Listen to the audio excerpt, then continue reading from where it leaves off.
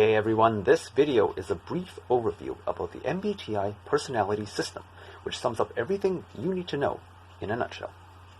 MBTI is useful for people that associate with being an introvert, extrovert, or ambivert, but wonder why they act louder or quieter in certain situations.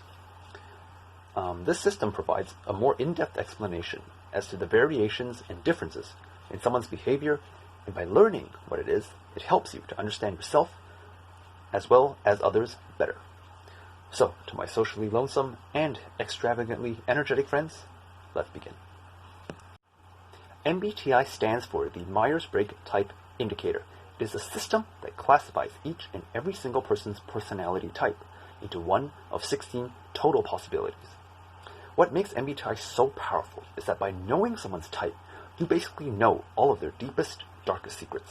You know who they are, what parts of their personality exist. You are even aware of the traits and behaviors they exhibit and may not even be aware of. As a result, it is very useful for delving past a person's conscious ego and into how their subconscious and unconscious mind works. There are 4 letters that make up someone's personality type. Each letter symbolizes which way that person leans toward and indicates their preferred default state. So someone who types as an I, which stands for introvert, can still display extroverted behavioral traits, but in most situations will behave as an introvert. This is true for all of the letters that we will go over shortly. So starting with the first letter, it can either be an I or an E, which stands for introvert or extrovert. So they lean towards being quiet or being louder. The second letter is either an S or an N. N stands for intuitives, who are abstract, big-picture thinkers, people who have their head in the clouds, whereas S stands for sensors, people that prefer living in the moment and what is happening in the now. The third letter indicates how the person makes decisions. T's do this through logic, and F's do this through their emotions. Thus, you have logical thinkers versus emotional feelers. The last letter stands for the person's outlook towards life and how they process information. This letter is, in my opinion, the most complicated to understand for beginners getting started with MBTI, so bear with me as I try to simplify it as best I can. J stands for judgers and P stands for perceivers. Judgers are seen as orderly. They do things in a systematic manner. So for example, if you give them a list of 10 things to do, they will complete the tasks in sequential order, starting from number 1 all the way to number 10. They can also be seen as stubborn individuals who are resistant to change. Perceivers, on the other hand, are people who go with the flow and adapt to changes on the fly. Given a list of 10 things to do, they may complete tasks in a completely random order based on their own personal preference of what they deem is the best way to get things done, which could be an order such as, let's say, starting with number 5, then moving on to number 10, number 6, number 1, and etc. These kind of people can be seen as carefree and resistant to order and rules. When it comes to processing information, J's are very good at compressing information into one neat little package. So, for example, given 10 clues as to who committed a crime, they can take that information and accurately come to a conclusion as to who the criminal is. Whereas P's are good at expanding on information. Given just one clue, they will be able to come up with 100 other clues or possibilities, which will eventually lead them to discovering who the criminal is. Both personality types are capable of becoming detectives, but the methods in which they solve crimes differs, so the process that they use differs. So to sum it up, J's contract and P's expand. Again, if this seems confusing, don't worry too much about it. It will make more sense with future videos and when we delve into the examples. Moving on, we have a complete list of all the possible personality types, which can be divided into 4 categories: analysts, diplomats, sentinels, and explorers. Analysts comprise of the INTJs, INTPs, ENTJs, and ENTPs. These types are all very good at making high-level decisions from a logical standpoint. They see the bigger picture. They excel in areas which require the consideration of multiple variables, due to their ability to manage many systems at once, such as managing a business or a country. Analysts are very good long-term planners that account for many possibilities that can arise, which makes them well suited for analyzing data and coming to quick conclusions for the best possible solution to take. Diplomats are made up of INFJs, INFPs, ENFJs, and ENFPs. These types are considered mediators who are good at resolving conflict between third parties, such as those involved in heated discussions and debates.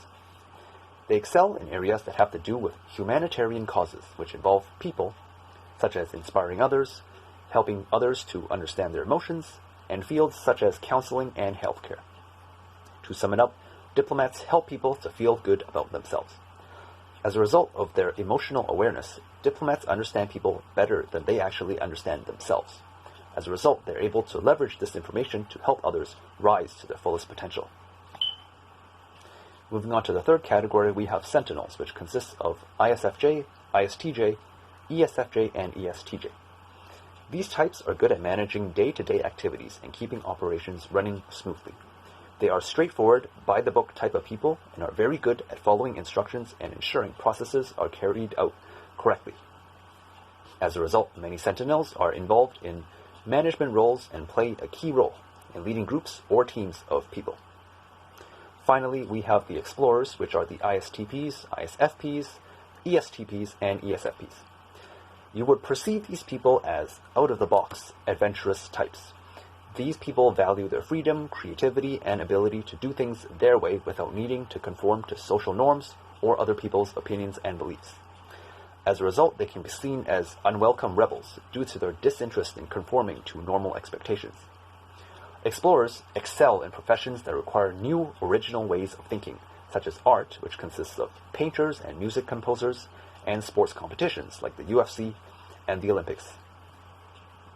Comparing each of the personality type categories to war, you would, for example, have analysts as generals and advisors, diplomats as nurses and national ambassadors, sentinels as the officers and soldiers, and explorers as the scouting and demolitions team.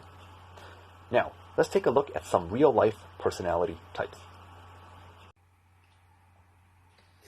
An example of someone with the INTP personality type is Albert Einstein.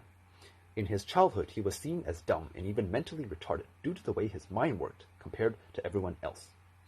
Later in life, his ability to take something that displayed potential and create an infinite number of possibilities led to discovery of the light bulb, hence the letter P in his personality type. Einstein mainly kept to himself, indulged himself in research and science, which explains the letters I, which stands for introversion, and T for logical thinking. With his intuition and ability to see the big picture leading him to continue making incremental changes to his projects until he finally achieved success. Other examples of INTPs include Elon Musk and the character L from Death Note. Many INTPs I know are quirky and don't really fit in with society. You can think of them like child prodigies that are very quiet and keep to themselves. Looking at another example, we have Martin Luther King, who is an ENFJ. In a time of blatant racism and lack of human rights, King had a burning desire to see his fellow black brothers and sisters rise to equality amongst all other races. He gave powerful speeches to motivate his fellow black people to rise up against hate and inspire them to take a stand and realize the power that they had within themselves. He was extremely committed to his purpose to the point of being absolutely stubborn about it, and not letting any obstacles or hardships get in his way of achieving success, all the way up to his death. Hence, he has the letter J in his personality type for judging. King was focused on humanitarian causes and uplifting the emotions of his fellow man. This is where the letter F for emotional feeling comes in, whereas the letter E for extroversion is evident due to his desire to share his ideals with everyone else, a united vision of race equality. Other notable ENFJs include people like Oprah Winfrey and Iroh from Avatar: The Last Airbender. Many ENFJs I know are very emotionally intelligent and considerate of others' feelings, to the point of sacrificing their own needs to help others. They give off this aura that can be strongly perceived by others. This aura consists of their identity, values, and beliefs, which are not hidden away. Basically, ENFJs boldly display who they are for everyone to see. They are open about who they are, which inspires others to trust them and follow in their footsteps. You can think of them as beacons of light on a mountain, shining the way for others to walk towards. And naturally, many ENFJs are leaders. Looking at both Einstein and King, the difference between them is their approach towards life. Einstein, being logical and introverted, would prefer to tinker away in his laboratory, whereas King, being emotionally charged and extroverted, would use his gifts to put on grandiose speeches and inspire others toward a better way of life. Each person's individual personality type influenced how they thought, acted, and behaved. If you're aware of how each type operates, you will eventually find this pattern to be true amongst all the 16 personality types. However, while each type is different from one another, they also have many things in common. This is especially evident with types that have similar or matching letters.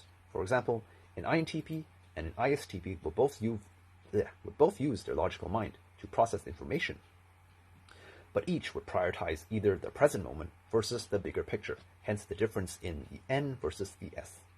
Whereas, let's say, for example, an ENFJ compared to an ENFP will both proudly display their beliefs and personalities openly, but differ in the way they process information, hence the J versus the P. Future videos will address these differences and similarities on a more in-depth level, so make sure, if you want to know more about personality types, do be sure to like and subscribe to my channel so I know you enjoy this type of content.